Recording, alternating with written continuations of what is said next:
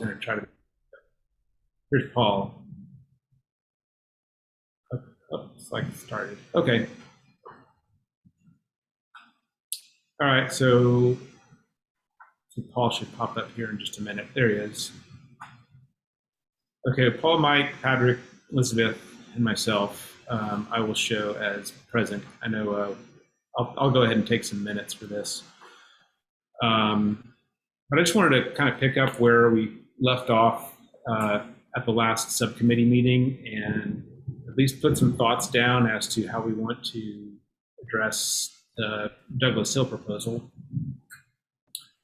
And where we left it last time was, I guess, trying to identify areas that we wanted to chime in on. And I think we pull up what we had.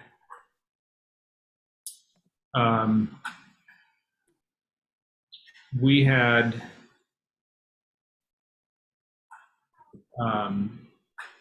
identified a few issues, at least issues that we either had questions or concerns about that we wanted to find the appropriate way to express that to the Plan Commission.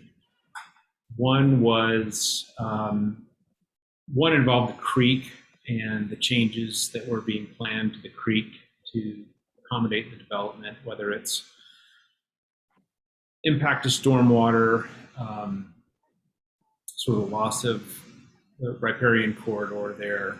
I know that my understanding was the plan is to remove virtually, if not all, the trees along the creek and replant trees elsewhere in Webster Groves to sort of mitigate that. So sort of that's sort of one general category. We also talked about, trying to encourage the developer to maximize green space, walkability, bikeability, and see if there's a way to either connect the development, if it goes through, with existing and or planned walk and bike trails. I think we also discussed, I think things that probably, boil down to aesthetics, and opinions may differ. Let me make sure John isn't here. On whether that sort of meets the, is that something that sustainability should weigh in on, or not? Whether it's, there's been a lot of discussion about the height of the buildings, and especially in comparison to the church there, and just the scale of the development overall. And then lastly, I think we talked about some things that we might try to encourage in the way of, if this goes forward, making sure that users, whether they be tenants or residents, have access to EV charging, encourage the use of solar power. It's the renderings made it appear like the buildings had flat roofs and could perhaps accommodate solar, or at least making sure they're solar ready. And then trying to encourage maximum energy efficiency, although I don't know, the code obviously will take care of what's going to be required. But I just wanted to, kind of throw it out there to see if there are any other areas, any comments on those aspects of the project, or any other areas that sustainability ought to weigh in on at the Plan Commission. And we'll get another bite of this at the City Council level, and get to weigh in there as well. But wanted to see first what thoughts there were, and I guess with the idea of perhaps I could try to, or someone could try to draft something to bring to the full commission Monday. So can you guys hear me okay? Yeah, I can hear you, Mike. Yep. So I missed a couple of these while I was out on vacation, so I'm trying to come up to speed here. We're trying to go to the Planning Commission in September with some ideas or thoughts as they consider this development moving forward? Is that the goal? Right. As far as I know, so the Plan Commission, I watched their meeting Monday night. They called a special public hearing where they will only take public comment on August 31st, and I think that was for 6 or 6:30. I need to double check. And then they will meet again September the 13th. And I don't know if it's determined if they'll take action on September 13th or if there will be, that'll be continued into October. So as far as I know, it could, September the 13th could be when the Plan Commission does something with this. So that said, I don't think we'll meet again between August 16th and September 13th. So we may need to sort of decide what we do Monday. Jeff, in the Plan Commission meeting, did they talk about the specifics of what they're voting on? Well, I know we sent that email to Mara, but I felt like her answer was sort of unclear on what the Plan Commission specifically is able to do or not. It seems to me like they're only able to say like, yes, we approve mixed zoning or we don't. The way I understood it from Monday night's meeting was that the Plan Commission will sort of develop the zoning guidelines for this development. I don't think it's not a simple thumbs up, thumbs down, but they will, they can, my understanding is they can go or set special conditions and go beyond, what is required for a commercial district. And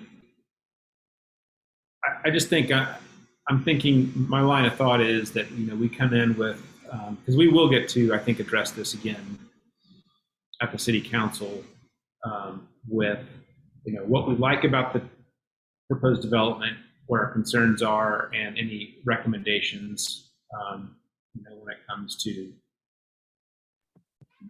Jeff, I tuned in for probably an hour and a half on Monday. Yeah. And I unfortunately started when they were talking about the car lot on Watson, so I was a little too early. But they talked about the path along the new development would be according to the specs of, what am I trying to say? Not TrailNet, but they said it would be. Yeah, there was some discussion about trying to make any walkable, bikeable pathway, meet the specs of existing trails, the Greenway trails. So that was one positive thing I took away from it.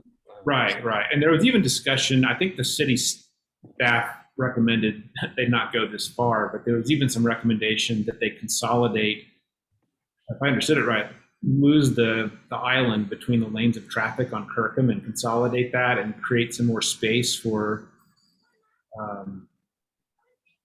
perhaps, bike lane or something like that. I think they just thought that was sort of a little bit too far, with all they have to consider to try something like that.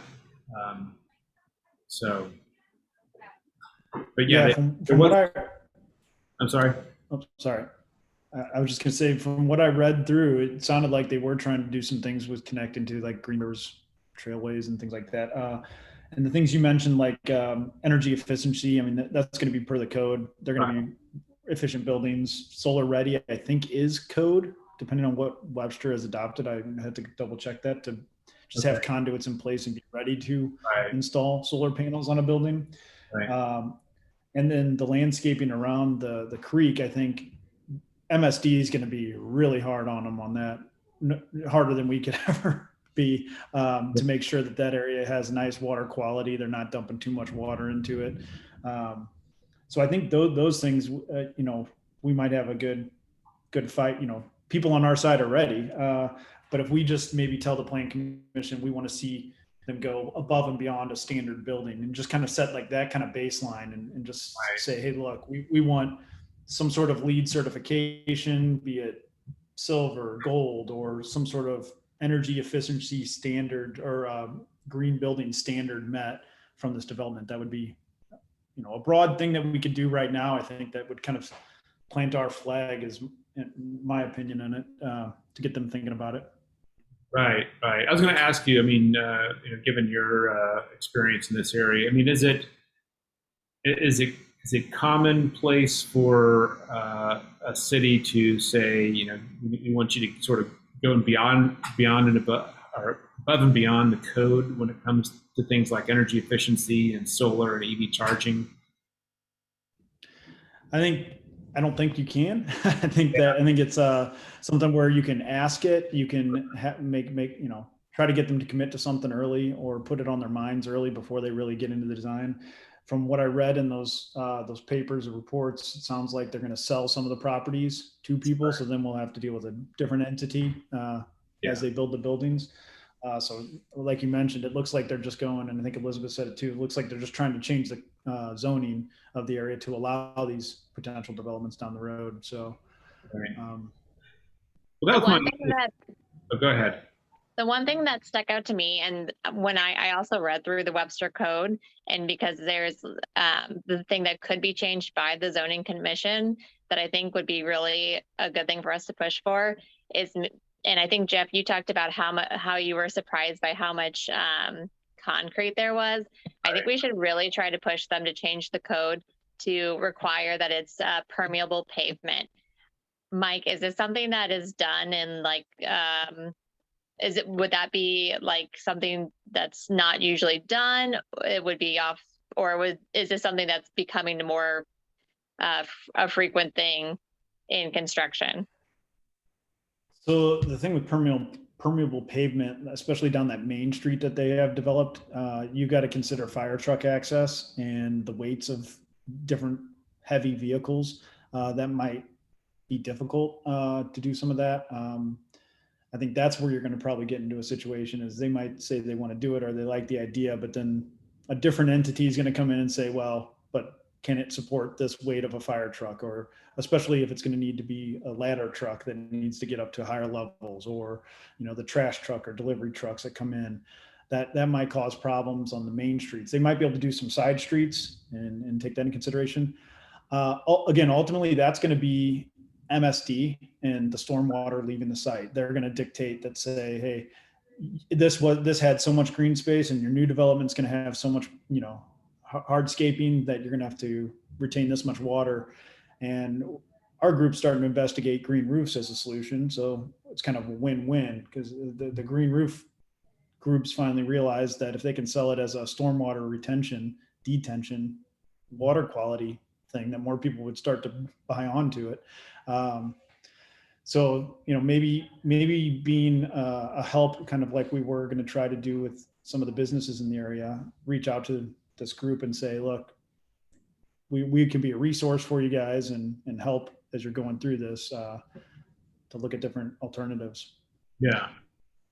Right. From what I read, there are other major cities that are putting permeable pavement as requirements for parking lots and for other streets. So I assume that at some, the technology must be at least getting to be there. So that's one of my biggest thoughts. And then the other thing, I talked to the Corps of Engineers. And so based on like essentially however much like floodplain they're going to use, they have to then they have to like do a 7-to-1. And so they usually buy it somewhere like in Jefferson County. So it's somewhere that would not be beneficial to the residents of Webster.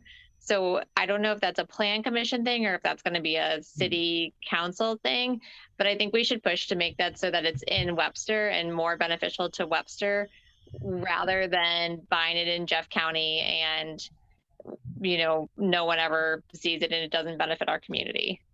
Right. Yeah. Yeah. Mara made very clear that when it comes to the stormwater issues and anything associated with the creek, that the MSD and the Corps, that was like much more their area.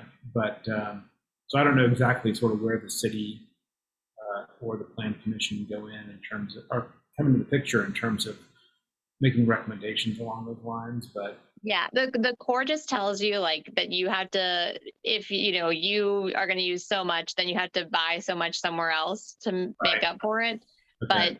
But we could say like, we want you to buy it in Webster, or we want it to be here in Webster. I'm Not assuming it might be like their 404 permit, the condition of that permit, or I'm not exactly sure. I will see what I can find on that situation, on how exactly it works. okay.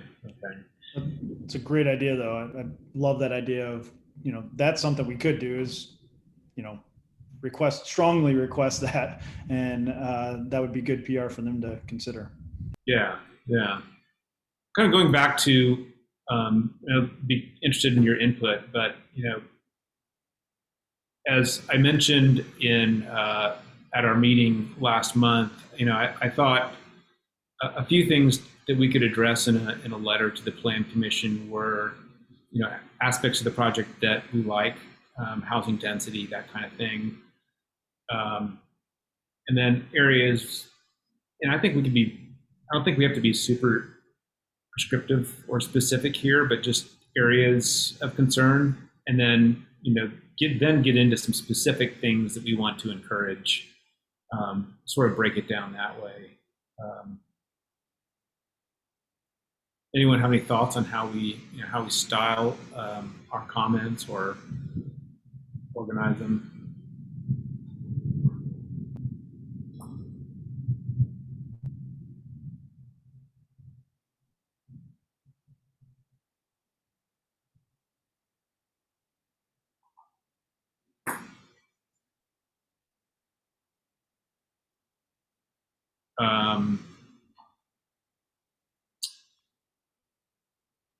So another area, and I want to see what you guys feel about is, and there's quite a bit of discussion, I think, the other night, was just traffic, and I don't think there have been traffic. I think there just was a lot still to be done in terms of traffic counts and that sort of thing. I mean, is that something sustainability? Is that something we weigh in on? Oh, one more person waiting to get in. Okay, John's here, so I'm going to let him in. I don't know whose purview do you think that would be? I wouldn't. My first thought would be not sustainability, although it's related. And wasn't there like traffic or something? Hey, Hey, sorry, I've been listening for quite a while. I couldn't figure out how to get in. Yeah, so after we got going there, I just missed you for a while as an attendee, so I had to let you in. Well, Keep an eye sorry. on these. Sorry about that. Sorry about that. Anyway, sorry to cut you off, Patrick. That was just a question. I mean, my first thought is that traffic wouldn't be in the purview of sustainability. We could have an opinion on it, I'm sure. Yeah. Whoever advises, isn't there a small commission that advises the police about that stuff? Signage and stuff? So, I've been listening to the conversation for quite a while. And, when it comes to a lot of sort of the typical sort of things that you look at from sustainability standpoint, like energy conservation, water conservation, things like that. Kind of like you guys have been talking about, the baseline codes are going to hold them to, relatively higher standard than they would. The things to me that sustainability standpoint, it has to do with like neighborhood development. You're essentially building a neighborhood. And are you building a neighborhood that, that benefits the rest of the city or doesn't, or is neutral? And it's those kind of questions. So like traffic, absolutely, that's something that you would ask. There are all kinds of things I would ask, and I think probably most of the citizens of Webster Groves look at with this development, and they're kind of intangible. But people are very concerned about like the scale of this, and you talked about density. I think density is good to a point. You have to determine, what's the right density, right? Right. Those are the questions. Yeah. And I was going to add that, LEED has this thing called LEED for neighborhood development. Now, my guess is that at this point in time, these guys wouldn't want to really do any of these, because if you read through their pro forma, they're already talk about how they're like strapped for cash. Yeah. And it costs so much to buy out the existing property owners that there's really nothing left to do any of the things that you might think the city would want them to do, like affordable housing or permeable paving, or, you know, kind of sort of the icing on the cake things. Right. Because they're already not making, it's already teetering on the edge of not making enough return for the investors. Right. Right. Actually, I think what it said is that without TIF funding, it's not financially feasible, and that essentially that the state of Missouri says you can no longer have TIF funding in a floodplain as of December 31st. So to me, the whole thing is like a little bit asinine that even the state of Missouri knows that you shouldn't be building in a floodplain, and yet we're going to provide extra money for them to build in a floodplain. Right. Well, I mean, that's a concern I have, and just in general is floodplain. Hard to get in under the wire. Yeah. Yeah. Yeah. But so that's sort of one of the things I have under sort of concerns that I think, you know, depending on what the will of the commission is, you know, of, again, not trying to be too prescriptive at this stage, but just saying, you know, here are the areas, here are the things that we're concerned about, here are the things we would encourage you to include if the project goes forward. So I just wanted to, on the traffic point, I took a quick spin through the city commission report, and under the heading of traffic, one of the things they mention in there is that the renderings show a pedestrian footbridge connecting the development, you know, over the railway line into, you know, existing Old Webster. And to me, that is definitely a sustainability issue. It's really making this pedestrian accessible both ways from, you know, the rest of the community. And so, I mean, I don't know if I'm sort of supporting what John said or not, but I think that, you know, that's under their sort of review of traffic flow. And I think, I mean, from my perspective, that's a pretty key component of this, is to kind of connect it to the rest of the city without having to be in a vehicle to do so. So, right. And maybe that's the way to go about the traffic thing, is not to say we don't like cars, but to make this as pedestrian and bike friendly and connected as possible.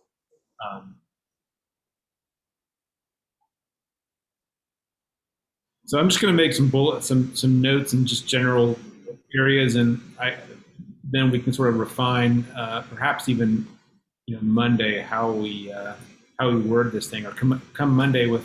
I'm happy to do this also. Come Monday with just a draft that,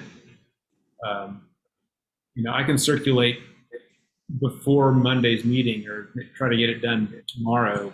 Circulate that, and then we can discuss it Monday if people kind of bring their ideas on how to word something. But yeah, I think you know, the work we've done on, you know, all the talk we've given to walkability and bikeability, that should be that's something that I think we should really definitely weigh in on.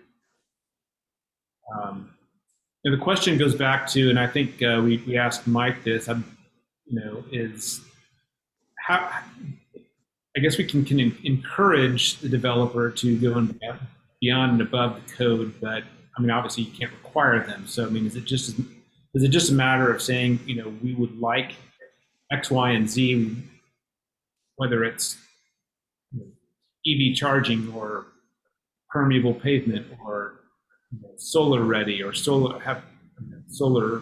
solar power to energize these buildings? What's the right way to go about that?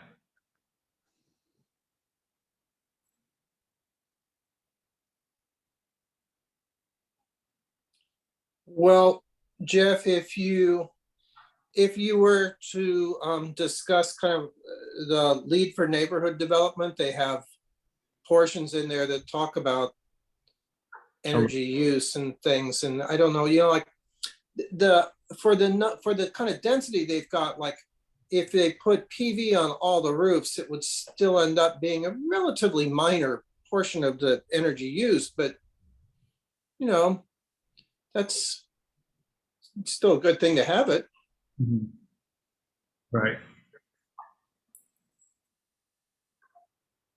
And my feeling is when it comes to a lot of these sustainability initiatives related to this project, I don't think there's a harm in us encouraging it and asking for it. No, I think you're right. Ask for it, definitely. Are there other sort of general topic or general areas of this development that we haven't touched on? I would throw this out, and it more goes to the neighborhood thing. So I would just kind of taking a guess here that like what would benefit the city is sort of a mixed use development. And I think that that there's a lot of good things that can happen, like pedestrian friendly cities when you can walk to, the types of services and things that you would use. And I think that part is good, but I'm a little concerned about a couple of things. One, that the services part of this seems pretty nebulous in that what they're saying is that they're not 100% certain that they can pull that off, because the market conditions might force them not to.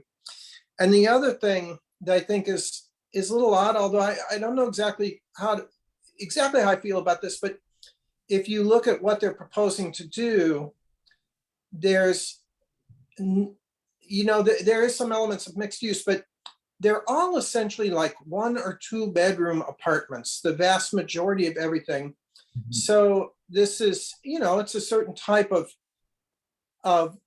demographic that would use it, but the families and things like that are kind of a mixture of what I think are the people. I think it's mostly, a couple or a single person without kids is what this is being built for. Right. And,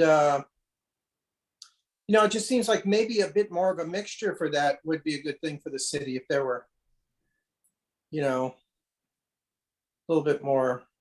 I know they have some townhomes and things, but. Right, there are relatively few townhomes. It's mostly going to be either, I guess, condos or apartments. Yeah, condos and apartments. Well, the sustainability issue I see with that is that did you see that the people who are actually selling the land that's not owned by private businesses is actually being sold by the Webster School District? And so if we add more places for more families, just like when we sold those, I think it was like 50 years ago, they sold off that other building, the 2 other elementary schools. There used to be more elementary schools in Webster Groves. They sold them off. And then here, come 2020, 2019, we're at a school shortage and we don't have enough space in any of the schools. And now we're going to sell off the school's land. And if we have more multifamily, it would be great to allow more families here. But then I feel like we're coming up with another issue for Webster, which again is not going to be a problem for the developer that's developing it. It's going to become a taxpayer issue of how do we build more schools and where. Well, that could be. So is the approach here to encourage wider variety of housing options? I confess I haven't studied exactly what the breakdown is, but I do know that they, I think the target range, at least for the condos, or the housing, not the townhomes, but the condos was like 270 to 400,000. That was the townhomes. The condominiums were 690. Yeah, weren't they like between 6 and 8? Yeah, and I looked to see because I thought that was a lot of money for a condo, but I guess like that's what in Kirkwood there are condos for $500,000, and obviously in Clayton, but that's not really the same price venue. Right. So from a sustainability standpoint, I know that, there's a lot of talk in our community about gentrification and kind of what happens to our community. And I see this as, it's sort of, and maybe this is going to happen naturally anyway, but it's sort of changing the community. They talk about the fact that they would like to have more sort of affordable housing in there, but they can't really afford to do it, I guess, unless the city gives them some more money. But, this stuff, it's pushing it more of the citizenry towards more affluent buyers, probably older couples like myself and my wife who don't have kids, and Right. maybe that's a good thing. I don't know. Well, I mean, this is part of the selling point of this whole project is workforce housing. They're saying they're going to create this workforce housing, but it's going to be, to my understanding, a very limited percentage of the overall housing stock that's made available. So I don't know. Maybe we do weigh in on the mix of housing, whether it be the affordability of it or just the sort of the specs themselves. I mean, if these are all 1 and 2 bedroom, you're not bringing families into Right. condos. Bringing investors and young and people in their 20s who don't have kids yet. So I don't think there's any doubt that if you look at kind of the land use right now and sort of like low density, light industrial, that, there's a better use for that in our city. We don't have, all of our land is developed. And, so a different kind of mixed use, higher density, sure, I think it makes sense, but it's all a question of sort of God is in the details, yeah. I think they'd be really reluctant to try and change their mix of, buildings. It's probably baked into it, but.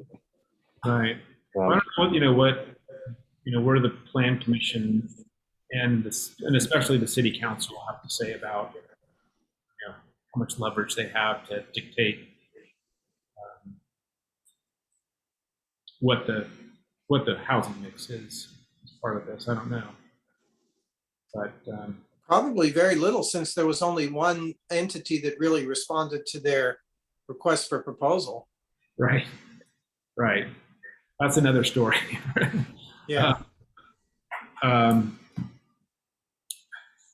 So, and I think what you just brought up is sort of definitely sort of the broader scope of sustainability versus just looking at green space and energy conservation and things like that, which is,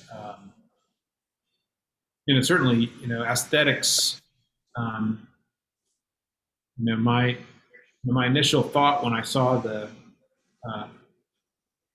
mock-up of the development in the city hall lobby was like, wow, these buildings are going to just dwarf this little church, and that's not a garden variety sustainability issue, but it just I don't know. It's just frankly, I didn't like the look. It just overwhelmed that church.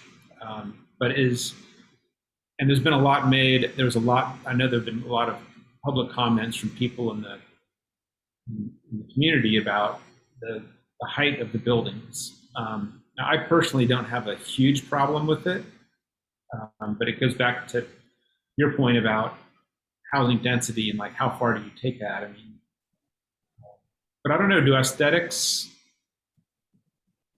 of the project, is that a sustainability issue?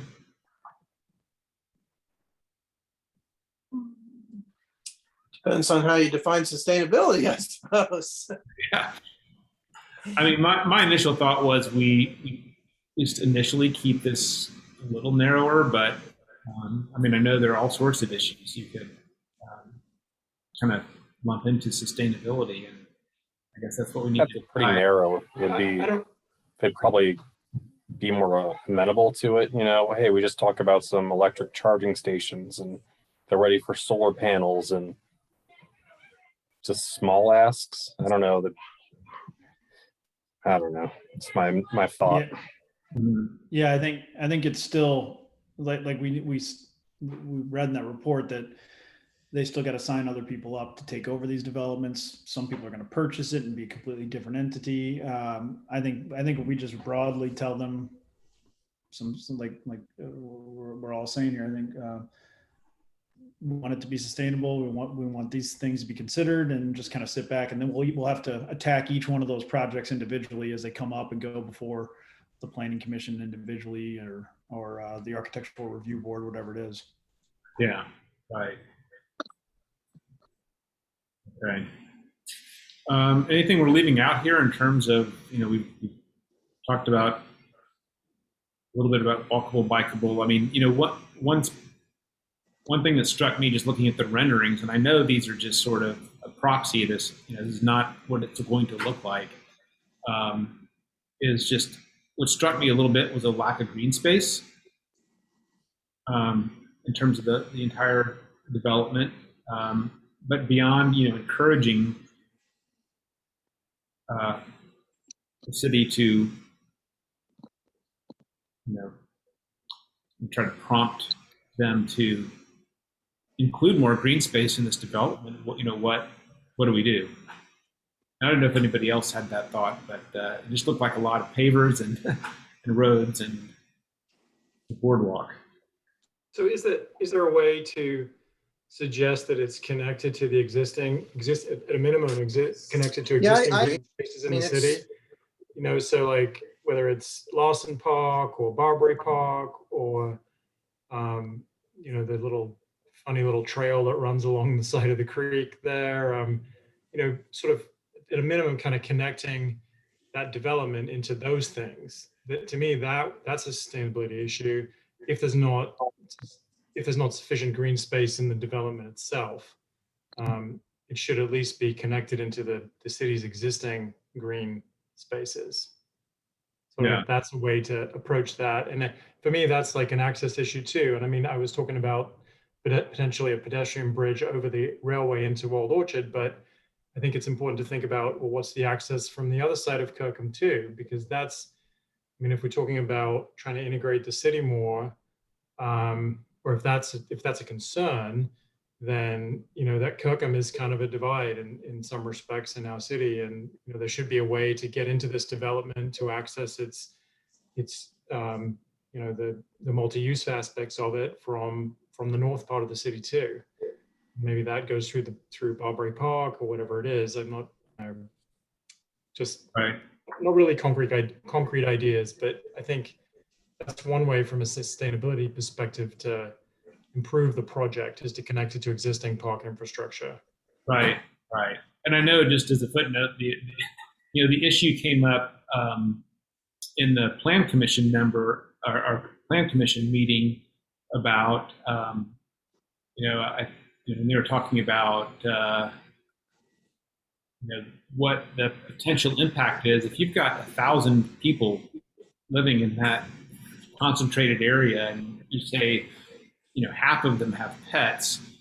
If you put a park there, you're going to have all sorts of problems with dog poop and just when you concentrate 1,000 people in that kind of an area and build a housing development like this, it creates all sorts of things that I think you don't think about. But I just sent you all so I had sent this to Jeff and Jamie after the last meeting. These are the mixed use zoning requirements for Fairview, Kansas, which is a town smaller than ours. And they do a really nice job of requiring like X amount of green space and X amount of, permeable areas. So, it allows the developer to use their own judgment for where the things are, but requires a decent sustainable amount of permeability and green space and all those things that we touch on. And I think that their model is really great because their town is smaller than ours. So you know that it's not like a cost thing. If they can do it, then so can Webster. Just glancing at those are really nice, Elizabeth. I love it. It's something you can really put your finger on, and say, hey, this is what we should have. Yeah, I don't know. Does Webster have a green space requirement? They don't. Okay. They don't have a green space or a permeability requirement. Maybe we have so few developments like this that it just hasn't been written, Right. Yeah, I don't think we've had like a big new development for, a long time, probably. Right. Right. All right. Anything else in terms of some concerns or comments about the development that we haven't covered yet? Well, one thing, and I don't quite know how to put this either, Jeff, but I think it's pretty easy to see the negatives of the project, but from a sustainability issue, when you talk about the entire city, the city has to be cognizant of its tax base and its population and all of that. And for all of us to afford to be able to live here and afford the services we have to make the best use of our resources. So, look, I'll be honest with you, like when I look at that model and look at the size, these things are massive. I think if they weren't so massive, people would probably love it. But it's probably important to take some of these very few underutilized areas and make certain that in a sensitive way, we, make the most from it. Right. Right. Yeah, no, I mean, I hear you. It's it's weighing all the. I don't think there's only negatives to this by any stretch. I think there are some positives as well. It's just how do you weigh? That's the city council's job, I guess, is to weigh all these different things. And so much of this, as I think came out to me in the Plan Commission meeting, is there's still this analysis going. We still don't have a full analysis by the city of what this project's going to mean in a lot of different areas, whether it's traffic or there's still a lot of information, I think, still to come. And then you see this deadline, and I know the Plan Commission's trying to get through this as quickly as possible and leave the city time to do something before the end of the year. So, and I know that, obviously there's a lot of people in town who have strong opinions about it one way or the other. So, but I agree. Your overall point, though, I agree with, and I definitely would like to include in our comments, and this is just my opinion, that we don't, I think the city's economic prosperity goes to sustainability, and there are aspects of this. There's at least there's stated goals here of trying to increase affordable housing, and create more housing density. And those are good things. And in general, it's just is this done in a way that achieves those goals? So I definitely want to hit that note in whatever kind of comments we make to the commission personally. But well, I know we're getting 45 minutes here. I just want to make sure I sort of cast as wide a net as we can in terms of topics we want to include, and I'm happy to take a first swipe at something and pass it out, get it to folks before Monday. So I think we'll probably need to spend a substantial amount of time Monday on this topic. All right. I think that document that Elizabeth just sent over is a great thing to put into that. It's a lot of kind of neighborhood development points. Right. Yeah, I like, yeah, it does a good job quantifying things. Yeah. Um, all right. Anyone else with thoughts on this proposed development that we should discuss?